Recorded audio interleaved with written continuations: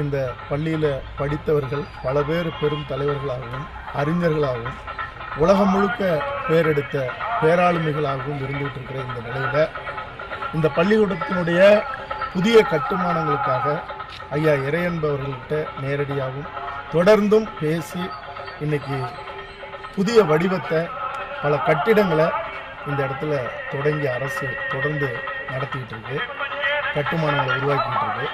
அப்படிப்பட்ட நிலையில் மாணவர்களுக்கான விடுதி அப்படிங்கிறது மிக மிக முக்கியமானது.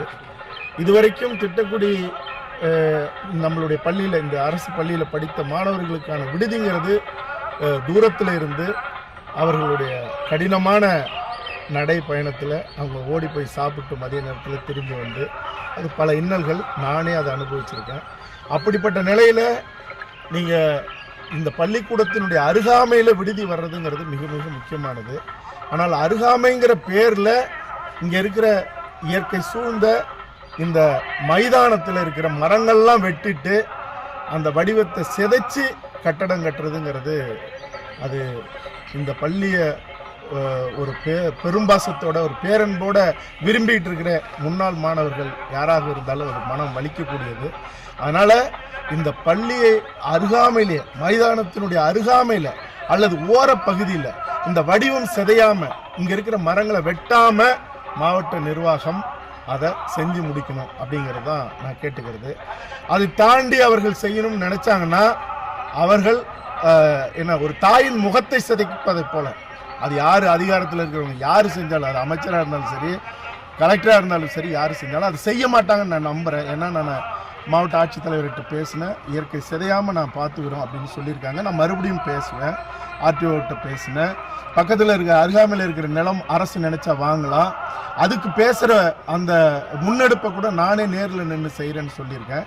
இல்லாட்டி போனால் நீல வாக்கில் இந்த மைதானம் சிதையாமல் அந்த கட்டிடத்தை 2 அடுக்குங்கிறத 3 அடுக்காக கூட மாற்றி, ஏன்னா மாணவர்கள் இளைஞர்கள் தான் மேலே ஏறி ஓடுறது அவங்களுக்கு பெரிய விஷயம் இல்லை, அப்படி கட்டலாங்கிறது தான். ஆக அதை இந்த மாவட்ட நிர்வாகம் செய்யும் அப்படின்னு நான் நினைக்கிறேன், நம்புகிறேன். நான் சென்னையில் உச்சபட்ச அதிகாரத்தில் இருக்கிறவங்ககிட்டையும் நான் ஒரு இங்கே படித்த மாணவனாக அதை முன்னெடுப்பேன். அதனால் இந்த முகம் சிதையாமல், இந்த பள்ளியினுடைய பேரழகும் பேரடையாளமும் சிதையாமல் பாதுகாக்க வேண்டியது பள்ளி நிர்வாகமும் மாவட்ட நிர்வாகமும். காரணம், 3 முறை இந்த மைதானத்தில் சமீபத்தில் மாவட்ட அளவில் விளையாட்டு போட்டிகள் நடந்திருக்கு. நீங்கள் அதை ஒரு பக்கத்தை சிதைச்சி நீங்கள் ஓடுனா ஓடி 7ல் ஓடுற மாதிரி ஓட முடியாது, அது ஒரு சுழியத்தில் ஓடுற மாதிரி ஓடுனா தான் அது இருந்தால் தான் அது மைதானம். அதனால் அதை செய்வாங்க நிர்வாகமும், பள்ளி நிர்வாகமும் அதுக்கு அதை முன்னெடுக்கும்னு நான் நம்புகிறேன். இல்லாத பட்சத்தில் மிக கடுமையான எதிர்ப்பையும் அவங்க சந்திக்க வேண்டியிருக்கு. அப்படி ஒரு சூழல் உருவாகாதுன்னு நான் நம்புகிறேன்.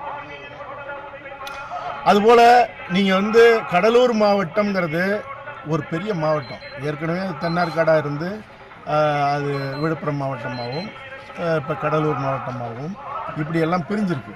ஆக இந்த பிரிஞ்ச நிலையில் கூட கடலூரை தலைமையிடமாக வச்சு நீங்கள் தொழுதூர் வரைக்கும் இருக்கிறது அப்படிங்கிறது இது இங்கே ஒரு விபத்து நடந்தாலும் சரி, அல்லது பள்ளி கல்வித்துறையை அணுகணுன்னாலும் சரி, வேலைவாய்ப்புக்கான முன்னெடுப்பு ஏதாவது செய்யணுன்னாலும் இங்கேருந்து நீண்ட தூரம் போக வேண்டியது. நீங்கள் விபத்தில் இங்கேருந்து கடலூர் பெரியாஸ்பத்திரிக்கு போகணும்னா செத்தே போயிடுவோம். அப்போ இதை 2ஆக பிரிக்கணும், விருத்தாச்சலத்தை மையமாக கொண்டு பிரிக்கணுங்கிறது நீண்டகால கோரிக்கை. அப்படின்னா ஒரு மாவட்ட அலுவலகம் வரும், நீங்கள் இங்கே கல்வி வசதி, மருத்துவ வசதி மேம்படும். இதை ஏன் அரசாங்கம், அதிமுக அரசாங்கமும் அதே வேலையை செஞ்சது, திமுக அரசாங்கமும் அதை தள்ளி போட்டுக்கிட்டே இருக்கிறதுங்கிறது அதிர்ச்சியாக மட்டும் இல்லை, வேதனையாக இருக்குது. நீங்கள் ஒரு முறை எம்எல்ஏவாக இருந்தால் பரவாயில்ல, சகோதரர் கணேசன் அவர்கள் 4 முறை எம்எல்ஏ இருக்கார். இப்போ சமூக நலத்துறை, அதாவது அமைச்சராகவும் இருக்கார், அமைச்சராகவும் இருக்கார். அப்போ 4 முறை வெற்றி அடைய வச்சு இந்த மக்களுக்காக அவர் விரைவில் இதை செஞ்சு முடிக்கணும். இல்லாட்டினா அவர் அமைச்சராக அல்லது 4 முறை இந்த மக்கள் வெற்றி அடைய வச்சதுக்கு என்ன அர்த்தம் இருக்குது?